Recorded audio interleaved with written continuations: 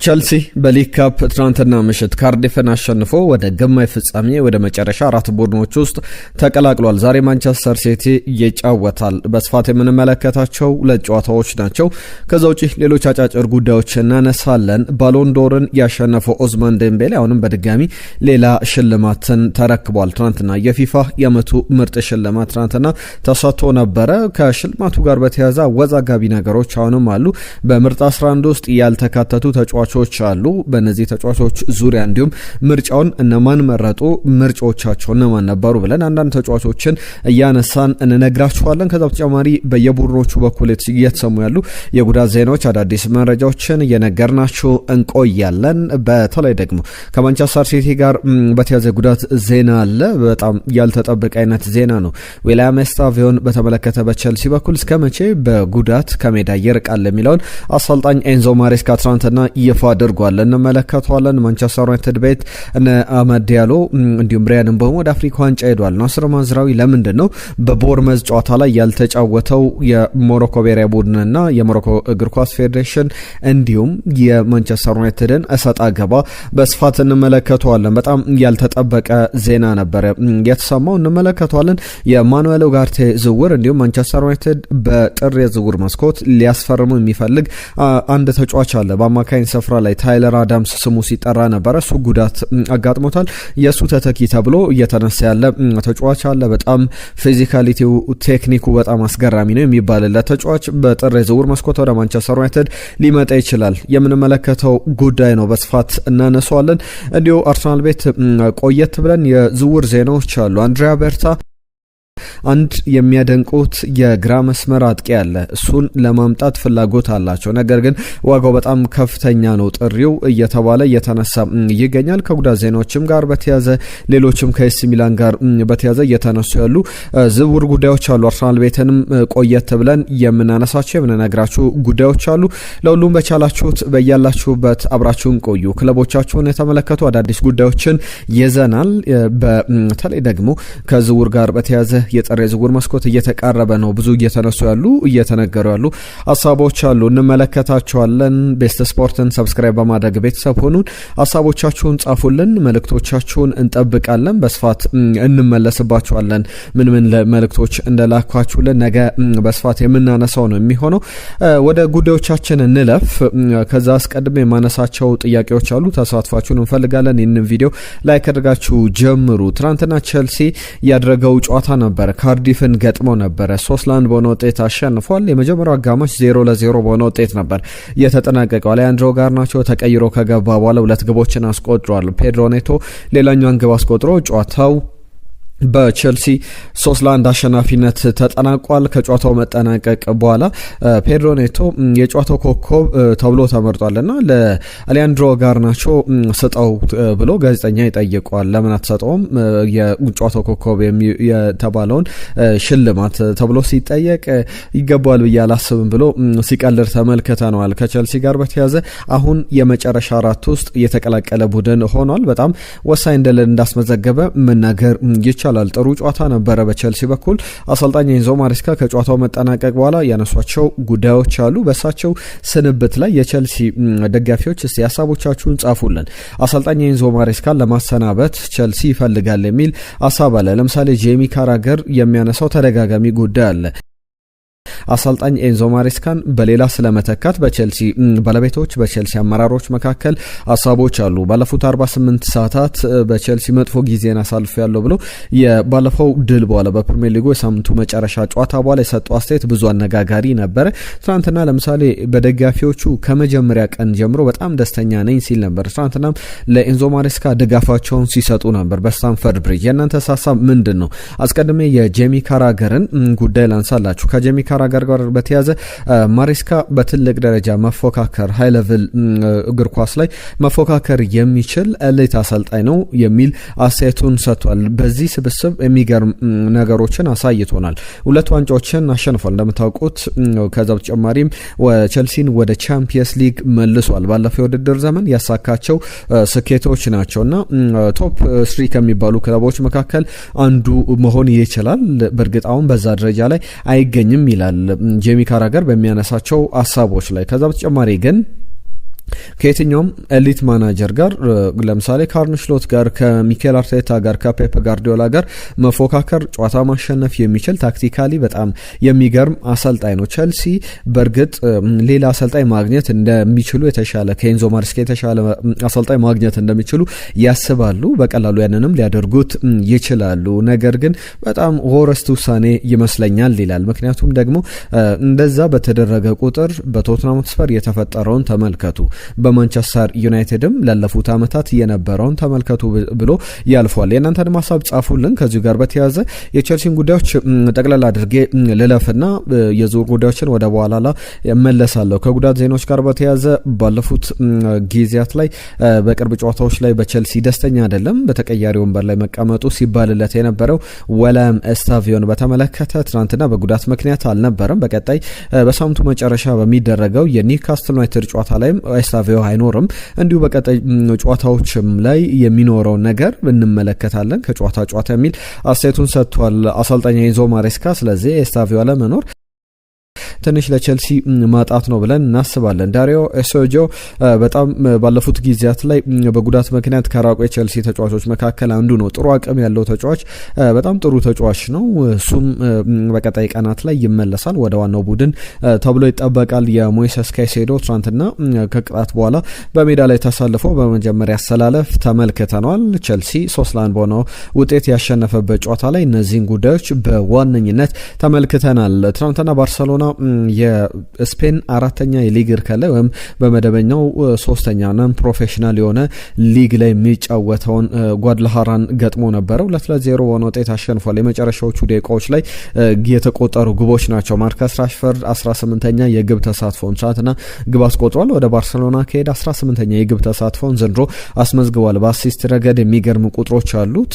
ከአሲስት በተጨማሪም ግቦችን በማስቆጠር ክሪስተንሰንና ማርከስ ራሽፈርድ ናቸው ጓድላሃራ ላይ ግቦቹን ያስቆጠሩት። ዛሬም የሚደረጉ ጨዋታዎች አሉ። በኢንተርኮንቲኔንታል ከፓሪስ ሰን ጀርመን ከፍላሚንጎ የሚያደርጉት ጨዋታ የሚጠበቅ አይነት ነው። አትሌቲኮ ቤላርስ ከአትሌቲኮ ማድሪድ፣ በስፔን ኮፓ ዴላሬ ሪያል ማድሪድም ከሜዳ ውጪ ታላቫር ደላሬኒ የተባለ ቡድንን ይገጥማል።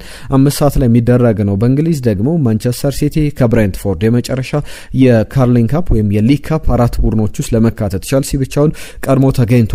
ማንቸስተር ሲቲ ብሬንትፎርድን አሸንፎ ማለፍ የሚችል ከሆነ እንመለከታለን። ኒውካስል ዩናይትድ ከፉላም፣ በቀጣይ ሳምንት ደግሞ አርሰናል ከፓላስ ይጫወቱና የመጨረሻ 4 ቡድኖች ይለያሉ። ዛሬ የሚደረጉ ለጨዋታዎች ናቸው። ምሽት 4:30 ሲል ሲቲ ከብሬንትፎርድ፣ ምሽት 5 ከሩብ ሲል ደግሞ ኒውካስትል ዩናይትድ ከፉላም የሚያደርጓቸው ጨዋታዎች ተጠባቂ አይነት መርሃ ግብሮች ናቸው። በማንቸስተር ሲቲ በኩል የሚጠበቁ ጉዳዮች አሉ። አሁንም በጉዳት ዜና በተለይ በጣም ወሳኝ ተጫዋች የሆነው ሮድሪ የባሎን ዶር አሸናፊው ሮድሪ በዚህ በጉዳት ምክንያት ይህም ጨዋታ ያልፏል። መቼ ይመለሳል? የማንቸስተር ሲቲ ደጋፊዎች በጣም በጉጉት የሚጠብቁት አይነት ተጫዋች ነው። ምክንያቱም በዋንጫ ፉክክር ላይ ትልቅ ቁልፍ ሚና እንደሚኖረው ይጠበቃል። የነሰል ከዛ በተጨማሪ የጀርሚ ዶኩ ጉዳይ በጣም ለፔፕ ጋርዲዮላ ከሁሉ በላይ የሚያሳስበው ነገር ይመስላል። ለቀጣይ ሳምንታት አይኖርም፣ የጉልበት የእግር ጉዳት አጋጥሞታል ብሏል። ስለዚህ በቀጣይ ቀናት መቼ እንደሚመለስ እስካሁን አላወቅንም። ነገር ግን ለሳምንታት ከሜዳ ይርቃል የሚል መጥፎ ዜና ይዞ ይመጣል። ምናልባት በአዲስ ዓመት ወይም የጃንዋሪ አካባቢ የጃንዋሪ መጀመሪያ ቀናት ላይ ይመለሳል። ስለዚህ 3 ሳምንት አካባቢ ቢያንስ 3 ጨዋታዎች 4 ጨዋታዎች ያልፉታል። ጀርሚ ዶኩ በጣም የውድድር ዓመቱ የእግር ኳስ ኬሪየሩ ምርጥ ብቃት ለሚገኝ ተጫዋች ነው። እሱ አለመኖር በጣም የሚያሳስብ አይነት ይመስላል። እነዚህ ጉዳዮች ከማንቸስተር ሲቲ ጋር የሚነሱ ናቸው። ጄምስ ትራፎርድን በተመለከተ በተለያዩ ክለቦች ይፈልጋል፣ በጥሪ ይለቃሉ ተብሎ ፔፕ ተጠይቋል። ጄምስ በጣም ምርጥ ተጫዋች ነው፣ ነገር ግን ዶናሩማ ነው የኛ ቁጥር አንዳውን ተጫዋች የሚል ነገር አንስቷል። ነገር ግን በውድድር ዓመቱ ያለው ነገር እንመለከታለን የሚል በዚህኛው በጥር የዝውውር መስኮት እንደማይለቅ ሀሳቡን አካፍሏል። እነዚህ ጉዳዮች ይነሳሉ። ወደ ዋናው ወደ ትልቁ ጉዳይ ላምራላችሁ። በመጨረሻ ላይ የፊፋን ሽልማት እናነሳለን። የዝውውር ጉዳዮችን ከማንሳቴ በፊት ማንቸስተር ዩናይትድ ቤት ቆየትን በለና የብሩኖ ፈርናንዴዝ ጉዳይ በጣም አነጋጋሪ ሆኗል። ከሰሞኑ ሞሐመድ ሳላ በጣም አስገራሚ ቃለመጠይቅ አድርጎ ብዙ ሲያነጋግር ነበረ። የሞሐመድ ሳላ ጉዳይ ክለቡ የኔን የመስዋዕት በግ አድርጎኛል፣ እኔን ማምለጫ አድርጎኛል የሚል እምነት አለው። ብዙ ነገሮችን አስተያየት ሰጥቶ ሊቨርፑልን ያናወጠ የሊቨርፑል የቀድሞ ተጫዋቾችን ሞሐመድ ሳላንም ላይ ጫና ያሳደረ ነገር ተመልክተናል። አሁን ደግሞ ማንቸስተር ዩናይትድ ቤት ተመሳሳይ ነገር ሳይፈጠር አይቀርም የሚሉ ነገሮች አሉ። ደስተኛ አይሆኑም እነ ሰር ጂም ራትክሊፍ በብሩኖ ፈርናንዴዝ አስተያየት። ወደ ፖርቹጋል ሄዶ በአንድ የቴሌቪዥን ጣቢያ ላይ የሰጠው ቃለ መጠይቅ በጣም አነጋጋሪ ሆኗል። ብሩኖ ፈርናንዴዝ እንደዚህ ይላል። ማንቸስተር ዩናይትድ እኔ እንድለቅ በፈለጉ በጣም ፍጹም ጎርቶኛል የሚል ነገር ያነሳል። 31 ዓመቱ ላይ ይገኛል። በተለይ ከአልሂላል የሳውዲ ፕሮ ሊግ ክለብ ነው። ትልቅ ገንዘብ ቀርቦለት ነበረ። ማንቸስተር ዩናይትድ አምበልነቱ ይሻለኛል፣ በማንቸስተር ዩናይትድ መቆየት ይሻለኛል ብሎ መርጧል። ምክንያቱም ደግሞ ሲያስቀምጥ ማንቸስተር ዩናይትድን እወደዋለሁ፣ ነገር ግን በጣም ይጎዳል፣ በክለቡ ቫልዩ አለመደረግ፣ በክለቡ ዋጋ አልተሰጠኝም፣ ያ ደግሞ በእጅጉ ጎርቶኛል የሚል ሀሳቡን ያነሳል። በዚህኛው የእግር ኳስ ዘመን ላይ ሎያሊቲ በጣም ትልቅ ነገር አይደለም። ከዚህ በፊት እንደነበረው ታማኝነት በትልቅ ደረጃ የሚነሳ አይደለም። እንግሊዝ ውስጥ ይላል አንድ ተጫዋች 30 ዓመቱ እየተቃረበ መጣ ቁጥር ሌሎች ነገሮችን ያስባል።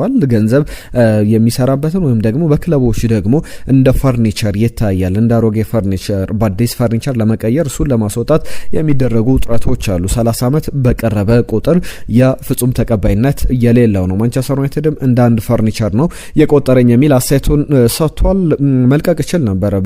በባለፈው የዝውውር መስኮት ላይ ትልቅ ገንዘብ ነበር የቀረበልኝ፣ በማንቸስተር ዩናይትድ ጥሩ ገንዘብ ይከፈለኛል፣ ነገር ግን ያ በጣም ትልቅ ገንዘብ ነበረ። ከዛ በኋላ ግን እኔ ብለቅ ለማንቸስተር ዩናይትድ ጉዳት እንዳልሆነ ያስባሉ የማንቸስተር ዩናይትድ ሰዎች። እኔ ብለቅ ያን ያክል እንደማይጎዱ፣ ለክለቡ ጥሩ መጥፎ እንዳልሆነ ያስባሉ። እንደ ጥሩ ነገር ነው የተመለከቱት። ያ ደግሞ በጣም የሚጎዳ ነገር ነው። እኔ ራሴን ቫልዩ የማደርገው ከፍ አድርጌ ነው። በጣም በዚህ ደረጃ በክለቡ ቫልዩ መደረጌ ስሜትን የሚጎዳ ነው የሚል ነገር አስተያየቱን ሰጥቷል። በጣም አወዛጋቢ አስተያየት ነው የሰጠው። የማንቸስተር አመራሮች ሰር ጂም ራትክሊፍ የሚወዱት አይነት ይሆናል ተብሎ አይጠበቅም። ከዩናይትድ ጋር በተያዘ በጥር የዝውውር መስኮት ስለሚያደርጋቸው ዝውውሮች ደግሞ እናንሳ። በጣም በኤክስፔክትድ ጎል ለምሳሌ ማንቸስተር ዩናይትድን ስንመለከተው የሊጉ መሪ ነው። ከማንቸስተር ሲቲም ከአርሰናልም ከቸልሲም በላይ ነው።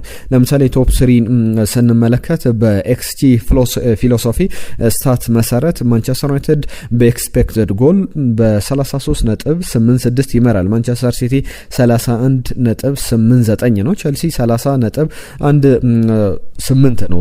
በኤክስፔክትድ ጎል የሊጉ መሪ ነው ማንቸስተር ዩናይትድ። ሌሎች ጉዳዮችን ደግሞ ላካትላችሁ። ከኤክስፔክትድ ጎል በተጨማሪም የሚነሱ ጉዳዮች አሉ። ከነዚህ መካከል ማንቸስተር ዩናይትድ ብዙ ግቦችን በማስቆጠር በሊጉ ሁለተኛ ነው። ማንቸስተር ሲቲ 38 ግቦችን አስቆጥሯል። ማንቸስተር ዩናይትድ ደግሞ ከአርሰናል እኩል 30 ግቦችን ያስቆጠረ ቡድን ነው። ነገር ግን በአንጻሩ ማንቸስተር ዩናይትድ የሚቆጠርበት ቡድን በጣም በሚቆጠርበት የግብ መጠን በጣም የሚያስገርም ነው። 26 ያክል ግቦች ተቆጥረውበታል። 14ኛ ነው በሊጉ ላይ ለወራጅነት የቀረበ ነው በተቆጠሩበት ግቦች ብንለካው ማለት ነው። ከነፉላ ከነ ቦርንመዝ የተቀራረበ ብዙ ግቦች የሚቆጠሩበት ቡድን ነው። ጥቂት ግቦች የተቆጠረበት የሊጉ ቡድን አርሰናል እንደሆነ ይታወቃል። ለዛም ይመስላል ሊጉን መምራቱ። ማንቸስተር ዩናይትድ ምናልባት እንደ አርሰናል ዲፌንሲቭ ስትራክቸሩን ቢያስተካክል ኖሮ በሊጉ ላይ መፎካከር የሚችል ማጥቃቱ በጣም ፍሎሪሽ እያደረገ የሚያምር ቡድን እየተገነባ እንዳለ መመልከት ይቻላል። አሁን ደግሞ ማቲያስ ዴሌት ተጎድቷል። የሱም ባለፉት ጨዋታዎች ላይ አለመኖር ለማንቸስተር ዩናይትድ ትልቅ ጉዳት ነው። የሃሪ ማጓየርም መመለስ በደንብ ይጠበቃልና ቶፕ 4 ለሚደረገው ፉክክር በጣም አስፈላጊ ይመስላል። ዝውውር ጉዳዮችን አነሳለሁ። ከዛ አስቀድሜ ግን ማንቸስተር ዩናይትድን ከሞሮኮ እግር ኳስ ፌዴሬሽን እና ከሞሮኮ ብሔራዊ ቡድን ጋር ያስተሳሰረ ጉዳይ ላንሳ። ናስር ማዝራዊን የተመለከተ ነው። ናስር ማዝራዊ በቦርመዝ ጨዋታ ላይ አልተጫወተም። በዛም የአፍሪካ ዋንጫ ላይ እንግዲህ ይሳተፋል። የሞሮኮ ብሔራዊ ቡድን ጥሪ ያቀርቦለታል።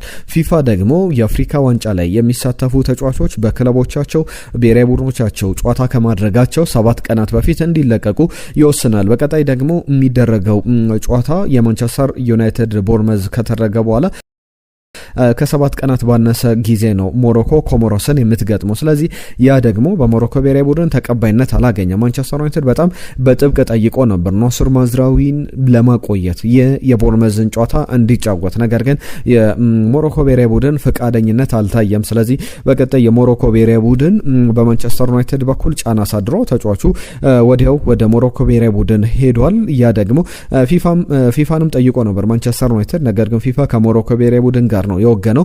ምክንያቱም ህጉ መከበር አለበት፣ የሞሮኮ ብሔራዊ ቡድን ፈቃደኛ ካልሆነ ምንም ማድረግ አይቻልም ተብሏል። አስቀድሞ የማንቸስተር ዩናይትድና የቦርንመዝ ጨዋታ መርሃ ግብሩ ሲወጣ ለቅዳሜ ነበር፣ ነገር ግን ተገፍቶ ወደ ሰኞ መጥቷል። ያም ደግሞ ማንቸስተር ዩናይትድ እንደ ምክንያት እያቀረበው ነበረ። ከአፍሪካ ዋንጫ ጋር በተያያዘ የሚነሱ ጉዳዮች አሉ፣ እናነሳቸዋለን።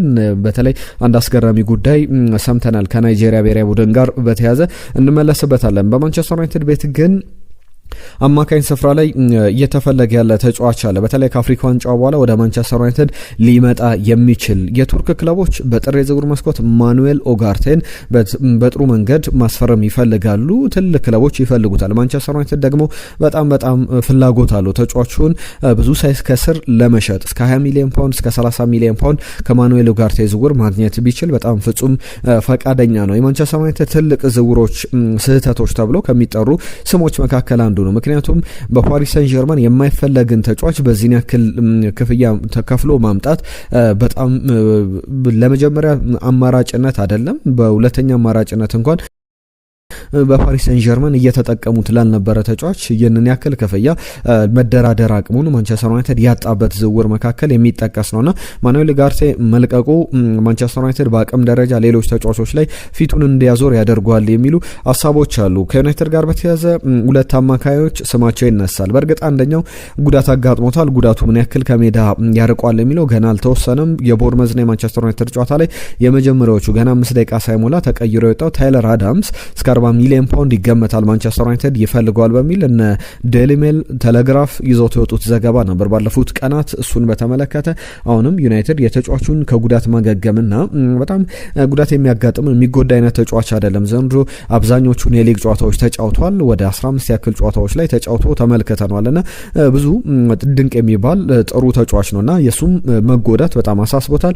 ወደ ሌላ አማራጩ ሄዷል። የሊጉ መሪ ነው በሊገን ላይ ተጫዋች የቡድኑም ቁልፍ ተጫዋች ነው። ሞሐመድ ሳንጋሬ ይባላል። በሎንስ ሊጓን ላይ ፓሪስ ሳን ጀርመንን ጨምሮ ሊጉን ሲመራ የእሱ አስተዋጽኦ በጣም የሚገርም ነውና ይህንን ተጫዋች ለማስፈረም በጣም በአስገራሚ ሁኔታ ማንቸስተር ዩናይትድ ጥያቄ እያቀረበ ይገኛል። በክረምቱ ነበር የመጣው ከራፒድ ቬና 7 ሚሊዮን ፓውንድ ብቻ ተከፍሎበት። ፊዚካሊቲው ቴክኒኩ በጣም የሚገርም ነው የሚባል ተጫዋች ነው። ሞሐመድ ሳንጋሬን ለማስፈረም ማንቸስተር ዩናይትድ ይፈልጋል። የማተር ኦፍ ታይምስ ነው እየተባለ ይገኛል።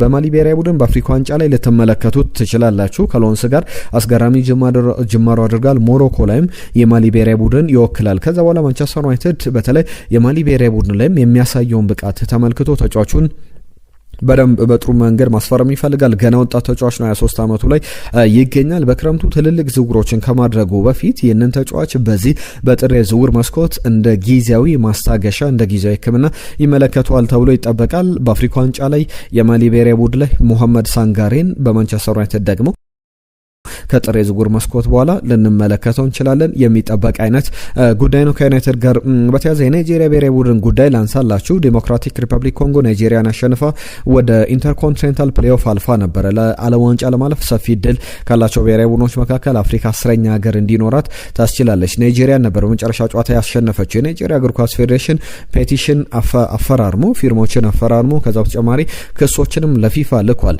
ወደ 5-6 የዲሞክራቲክ ሪፐብሊክ ኮንጎ ተጫዋቾች ጥምር ዜግነት ያላቸው ናቸው። ያ ደግሞ በአገሪቱ ሕግ አይፈቀድም። የኮንጎ ብሔራዊ ቡድንን መወከል አይችሉም። ስለዚህ ፊፋ ኮንጎን ሰርዞ እኛን በፕሌኦፍ ላይ ማጫወት አለበት የሚል ጥያቄ አቅርበዋል። ያም በትልቅ ደረጃ እየተጠበቀ ይገኛል። የናይጄሪያ ብሔራዊ ቡድን የመጨረሻ የሚወስነው ውሳኔዎች ይጠበቃል። ከወይኒ ሩኒ ጋር በተያያዘ አንድ አስተያየት ሰጥቷል። አርሰናልን የተመለከቱ ጉዳዮችን ልንመለከት ነው። የእናንተን ሀሳብ ደግሞ እዚህ ጋር እንፈልጋለን። የማንቸስተር ሲቲ ደጋፊዎች፣ የቼልሲ ደጋፊዎች፣ ሌሎችም የአርሰናልና የማንቸስተር ዩናይትድ ደጋፊዎች፣ የሊቨርፑልም ደጋፊዎች ጭምር ምን ታስባላችሁ? ከዚህ የወይኒ ሩኒ ሀሳብ ጋር መልእክቶቻችሁን ጻፉልን። ወይኒ ሩኒ እንዲህ ይላል። በፕሪሚየር ሊግ ዋንጫ አሸናፊነት ላይ በተመለከተ ነው። አሁንም ቢሆን አርሰናል ዋንጫውን ያሸንፋል ፌቨራይት ነው ብዬ አስባለሁ ይላል። በእርግጥ ማንቸስተር ሲቲ መምጣቱ ሊጉን ኢንተረስቲንግ አድርጎታል። በጣም ተቃርቧል ወደ አርሰናል የሚል ሀሳቡን ያነሳል። ያም ቢሆን ግን ማንቸስተር ሲቲ ቢመጣም ለአርሰናል ደጋፊዎች በተለይ ሊቨርፑል በቀረባቸው ለአርሰናል ተጫዋቾች ሊቨርፑል በቀረባቸው ማንቸስተር ሲቲ በቀረባቸው ቁጥር ትንሽ መንገራገጮች አሉና ያ ሊጉን ኢንተረስቲንግ ያደርገዋል፣ አጓጊ ያደርገዋል። አርሰናል ግን አሁንም ለኔ የዋንጫ አሸናፊ ነው እያለ ይገኛል። የእናንተስ የዋንጫ አሸናፊ ማንቸስተር ሲቲ ነው አርሰናል ነው ወይስ ደግሞ ቼልሲ ሊቨርፑል እድሎች አሏቸው? የእናንተን ሀሳብ ጻፉልን፣ እንጠብቃለን። በዚህ ጉዳይ ላይ ሌሎችም ሀሳቦች ሲሰጡ ነበር። እነ ጄሚ ካራገር ጋሪ ኔቭልም ጭምር በዚህ ወቅት ላይ የማንቸስተር ሲቲ መምጣት ለአርሰናል ስጋትን የሚፈጥር ነው የሚል እምነቶች አላቸው። አርሰናል አሁንም ፌቨራይት ነው የሚለው ደግሞ ዋይኔ ሩኒ ነው። ሲቲ በጣም ጥሩ ይመስላል። ሮድሪ ሲመለስ ደግሞ አስቡት። ከዛ በተጨማሪ ሌሎችም ጥንካሬዎቹ እንደተጠበቁ ናቸው። ከጨዋታ ጨዋታ የሚሻሻል አይነት ቡድን እየሆነ ይገኛል። አርሰናል ደግሞ ትንሽ መንገራገጮች አሉ። በቀጣይ ጨዋታዎች ላይ አስተካክሎ የሚመጣ ከሆነ ተጫዋቾች ከጉዳት ሲመለሱ ምን አይነት ቡድን ይሆናል የሚለውን እንጠብቃለን። ያንንም በቀጣይ እንመለከታለን። አሁንም ተስፋ ማደርገው አርሰናል እንደሚያሸንፍ ነው።